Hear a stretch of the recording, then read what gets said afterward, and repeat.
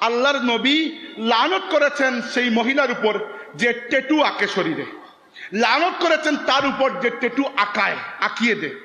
দুই, আল্লাহর নবী লানত করেছেন সেই মহিলার উপর যে সৌন্দর্যের জন্য তার চোখের ভ্রু প্লাক করে, পশম উঠিয়ে নেয়।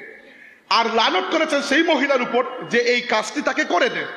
তিন, আল্লাহর নবী লানত করেছেন সেই মহিলার উপর যে সৌন্দর্য বর্ধনের জন্য তার দাঁতের মধ্যে ফাঁক করে দাঁতকে চুকা করে ফেলে। এটিও সৌন্দর্যের সম্ভবত কিছু একটা। আমরা তো আর পুরুষ মানুষ হয়ে বেঁচে গেছি, এত সুন্দর আমাদের হইতে হয় না, তো নারীদের সম্ভবত হতে হয়। তো এগুলো যারা করে এদেরকে আল্লাহর নবী সাল্লাল্লাহু আলাইহি ওয়াসাল্লাম বলেছেন যে আল্লাহ এদের উপর লানত করেছেন। এবং কি বলেছেন? বলেছেন আল মুগায়্যিরাতি খালকাল্লাহ, এরা আল্লাহর সৃষ্টিকে পরিবর্তনকারী। এবার একটু অঙ্ক মিলিয়ে দেখুন, জাস্ট চোখের ভ্রুর যদি একটু পশম তোলার আল্লাহর সৃষ্টির পরিবর্তন হয়, যে তার লিঙ্গ